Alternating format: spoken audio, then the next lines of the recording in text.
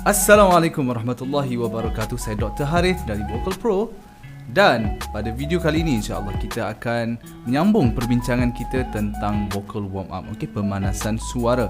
Dalam video yang lepas saya telah berkongsi dengan anda semua tentang 3 sebab kenapa kita perlu untuk memanaskan suara kita, terutama sekali apabila kita banyak menggunakan suara kita untuk kegunaan profesional seperti menyanyi, baca Al-Quran, mengajar sepanjang hari dan juga untuk performance kita yang lain.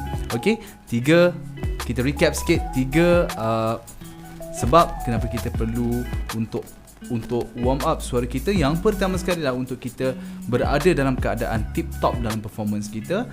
Nombor 2 adalah supaya kita tidak mencederakan suara kita dalam in the long run, dalam jangka masa yang panjang. Kita memastikan bahawa kita menggunakan suara dalam keadaan yang sihat.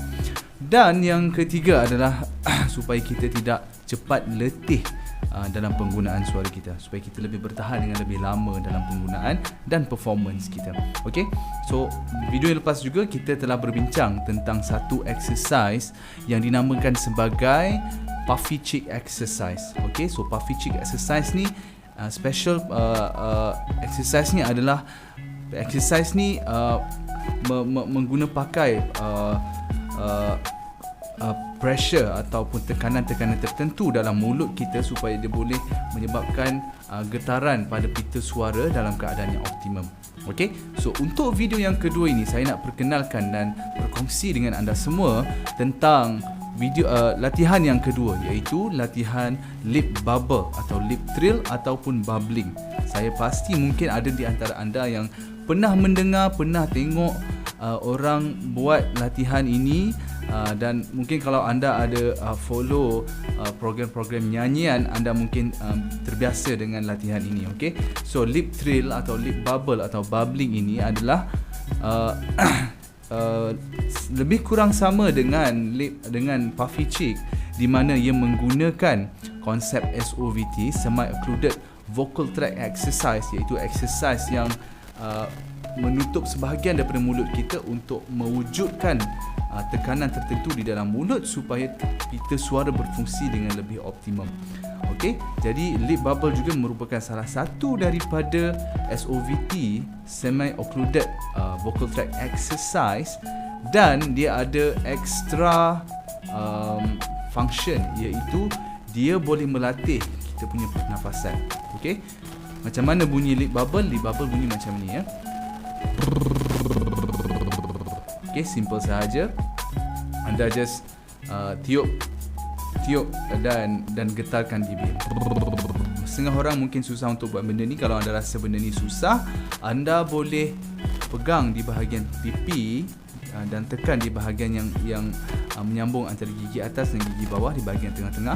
Anda boleh tekan dan tolak ke atas lebih kurang 1 hingga 2 inci daripada hujung bibir. Okey, tekan ke atas dan tiup dulu, ya.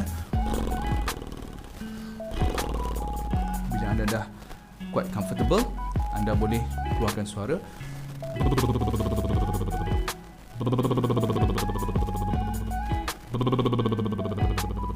Okey. Jadi untuk exercise ataupun warm up yang kedua ini, saya nak buat benda yang sama juga dengan warm up yang pertama, iaitu saya nak anda buat lip bubble dengan bunyi daripada head voice turun ke bawah. Okey, bunyi dia macam ni.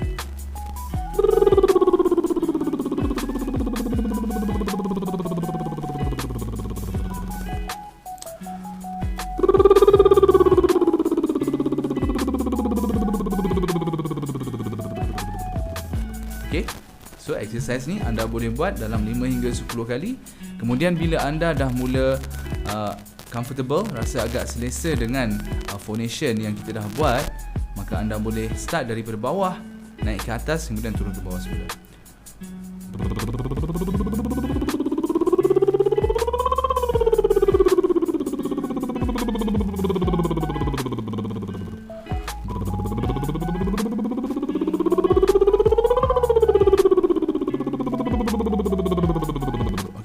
Make make sure anda tak tarik terlalu berat sama macam video yang pertama kita sebut tentang apabila kita tarik terlalu berat dari bawah, kita akan flip di bahagian tengah. Okey, so bunyi dia macam ni lah contoh Okey, nampak kalau saya tarik dengan terlalu berat dari bawah, saya akan flip dan pecah di tengah-tengah. Okey, so make sure daripada bawah ke atas dengan lembut dan perlahan.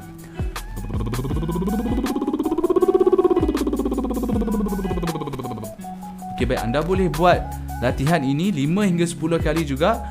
Mula-mula anda start dulu dengan puffy cheek, and then bila dah okey dengan puffy cheek, anda terus pergi ke lip bubbles. Dia akan melatih pernafasan kita. Sebab kenapa lip bubble boleh melatih pernafasan kita adalah kerana kalau kita tak menghembus nafas dengan kadar yang betul, kita akan menghadapi masalah untuk menggetarkan bibir kita. Okey, contoh kalau kita terlalu banyak angin yang keluar, lip bubble kita akan jadi terlebih angin. Dia tak akan bergetar. Okey. Dan kalau kita tak cukup angin, apabila kita tak cukup angin, kita tak cukup menghembuskan nafas kita ketika phonation berlaku, maka kita punya lip bubble akan juga tidak akan bergetar dengan betul. Okey, faham? Right. So anda boleh buat latihan ini selepas puffy cheek. Anda boleh buat juga dalam kereta pagi-pagi sebelum pergi kerja. Make sure anda warm up suara anda, rasai perbezaan dia, dan cuba komen dalam ruangan komen apa yang anda rasa, apakah perbezaan yang anda dapat kenal pasti, dan share dengan saya insya-Allah. Dan kita berjumpa pada next video di mana saya akan perkenalkan kepada anda warm up yang ketiga. Okey, di mana saya akan perkenalkan bagaimana untuk kita warm up bahagian-bahagian resonance tertentu pada suara kita insya-Allah. So, kalau anda rasa video ini bermanfaat buat anda, tekan like, tekan subscribe untuk video-video seterusnya, dan juga share kepada kawan-kawan anda yang lain. Insya-Allah kita bertemu lagi dalam video seterusnya. Assalamualaikum warahmatullahi wabarakatuh.